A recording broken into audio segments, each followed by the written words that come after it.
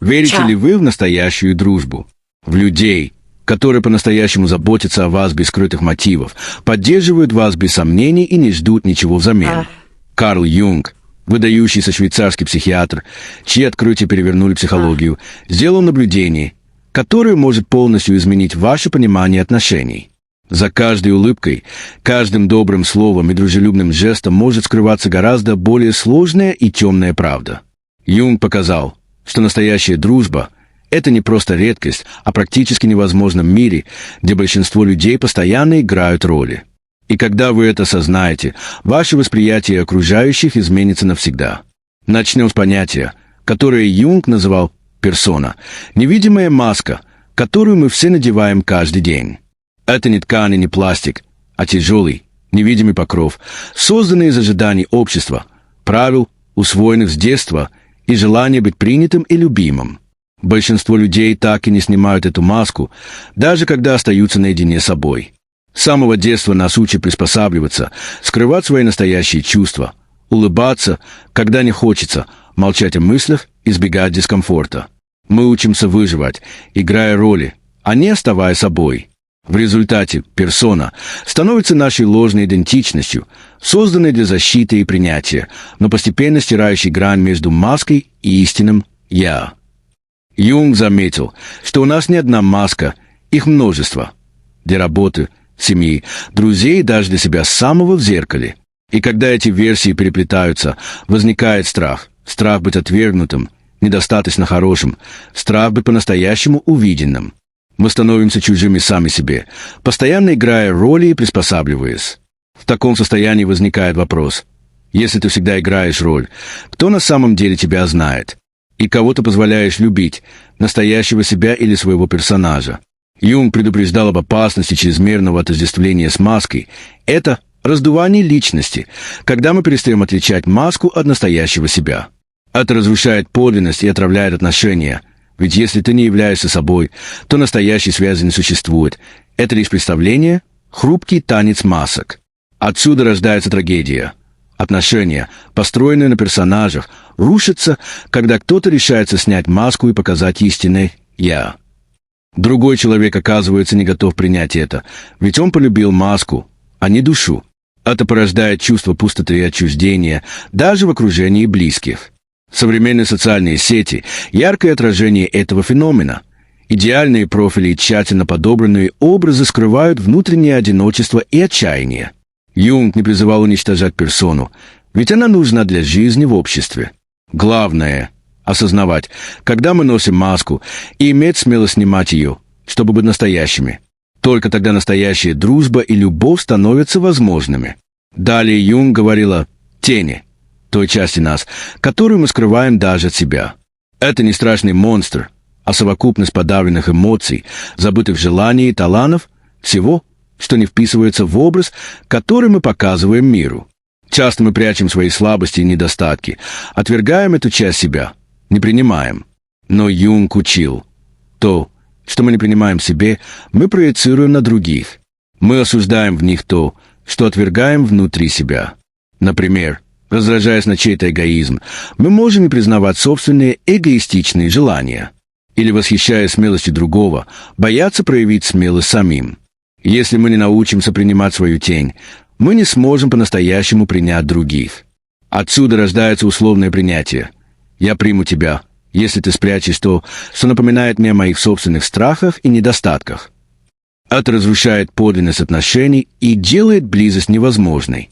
Истинная близость возможна только в присутствии правды, когда мы готовы показать свою тень и увидеть ее в другом. Это требует смелости и честности. Принять свои темные стороны значит стать цельным человеком, перестать проецировать и отказываться от игр. Юнг говорил, что тень на 90% состоит из золота. В этих подавленных частях нас таится творчество, смелость и страсть. Интегрируя тень, мы не становимся темнее, а наоборот, целостнее. Когда мы принимаем себя такими, какие мы есть, мы начинаем со страданием относиться к другим, перестаем требовать от них идеала. Тогда и может появиться настоящая дружба, без масок, без страха, с подлинной близостью. Наконец, Юнг открыл еще один уровень – коллективное бессознательное. Это глубокий пласт человеческой психики, общий для всех людей, наполненный архетипами, универсальными образами и сценариями, которые мы бессознательно проецируем на окружающих. Вы замечали, почему вы всегда оказываетесь в роли защитника среди друзей или почему постоянно привлекаете определенные типы людей? Это не случайность. Коллективное бессознательное направляет наши выборы и взаимодействия, заставляя нас играть роли, прописанную не нами. Мы можем думать, что любим конкретного человека, но на самом деле влюблены в архетип, который он для нас воплощает. Это эмоциональный гипноз, навязанный бессознательными сценариями, а не свобода выбора. Пока мы не осознаем этих скрытых механизмов, мы остаемся в плену иллюзий, принимаем условные связи за настоящие, рутину, за любовь, роли, за подлинные.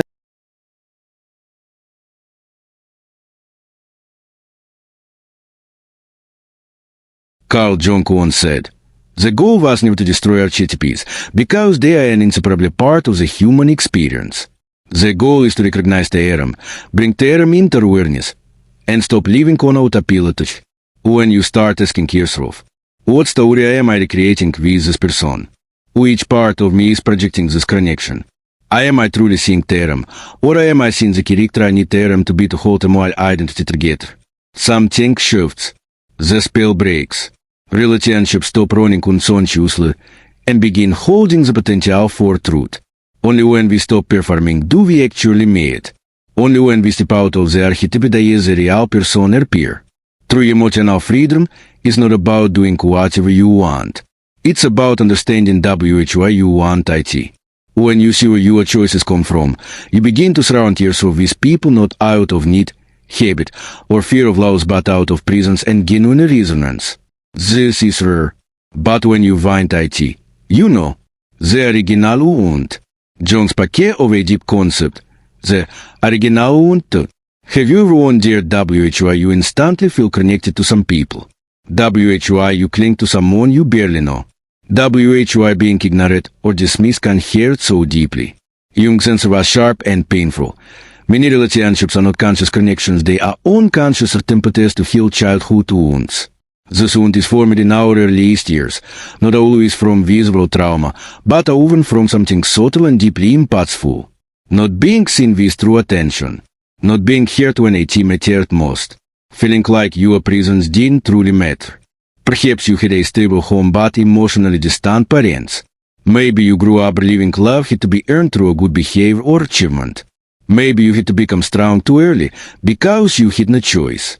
And so, quietly, a white vomit inside, a silence says that something is missing. This white creates completion and unconsciously projects itself outward. You start seeing others not as they truly are, but as mirrors reflecting what you never received there. You expect care because no one truly cared for you. You seek approval because you were taught to doubt your worth. You cling to white abandonment because you learned it was inevitable. But there is a painful truth. Relationships born from this wound don't come from freedom, they come from lack. You choose people not for who they are, but for the unconscious promise they will fill you avoid. And when they fail because no one can carry a wound that isn't yours, you feel betrayed, disappointed, and shared. The cycle repeats. Jung warned.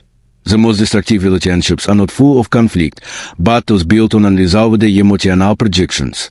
They deceive us, making us think we are healing while we are merely hiding our wounds behind attachment.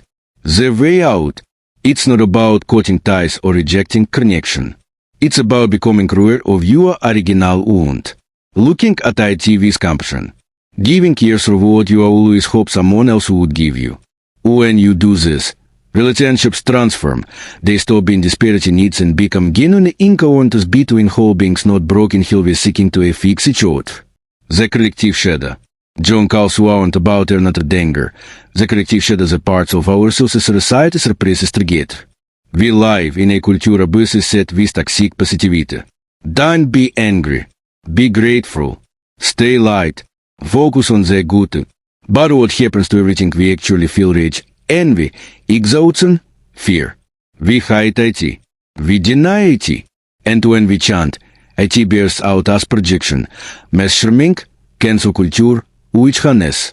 The truth is, When everyone suppresses the same darkness, эти доезды disappear becomes culture. We create a society where authenticity is dangerous, honesty is punished, and emotions are weakness.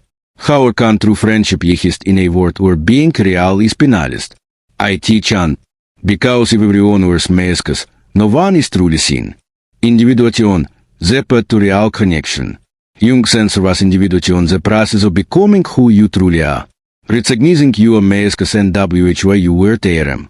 Accepting your shadow, the messy and raw parts of yourself. Living from authenticity instead of fear.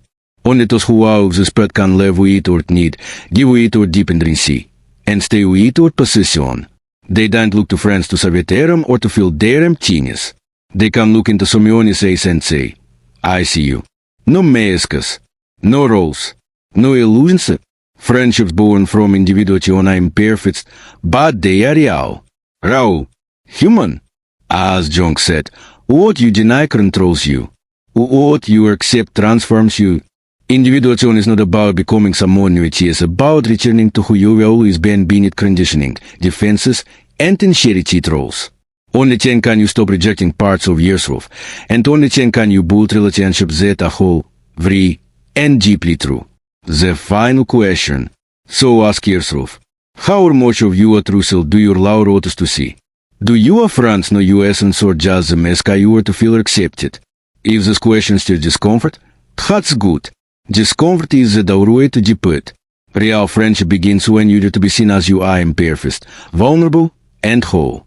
IT starts when you meet yourself first, even in your own darkness. Because the moment you stop hiding is the moment you become free.